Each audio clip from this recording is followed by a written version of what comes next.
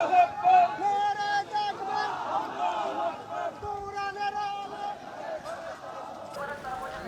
মাথায় করে কাঁধে করে ত্রাণ এক জায়গায় জড়ো করছে। আমরা এই মুহূর্তে যদি বলতে চাই, এটা কিন্তু অনেকটা একটা ত্রাণের পাহাড় বলা যায় এখানে আসুন্নাহ ফাউন্ডেশনে।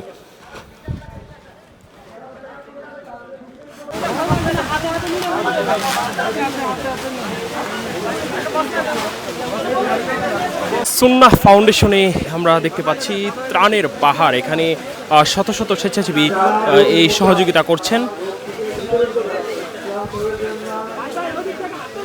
চাল ডাল থেকে শুরু করে শুকনো খাবার এখানে রয়েছে, যেগুলো একসাথে জড়ো করা হচ্ছে এবং কিছুক্ষণ পর সেগুলো নোয়াখালী এবং ফেনী সহ যেসব অঞ্চল বন্যা হচ্ছে সেসব অঞ্চলে মানুষের জন্য চলে যাবে।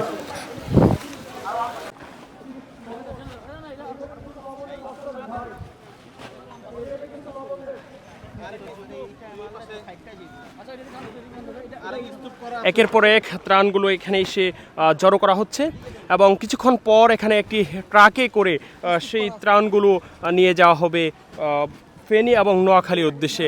কিছুক্ষণের মধ্যেই কিন্তু এখান থেকে ট্রাকগুলো বর্ণাঢ্য মানুষের জন্য চলে যাবে এই ত্রাণগুলো।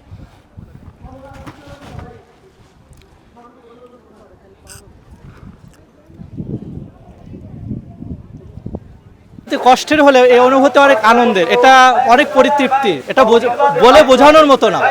এটা অনেক আনন্দ পাচ্ছি আমরা আলহামদুলিল্লাহ। এখানে কি পরিমাণ ত্রাণ রয়েছে? এখানে আলহামদুলিল্লাহ যথেষ্ট পরিমাণ ত্রাণ রয়েছে এবং আরো আসতেছে, ইনশাল্লাহ চলতে থাকবে যতটুকু আমাদের সাধ্যে কুলায়।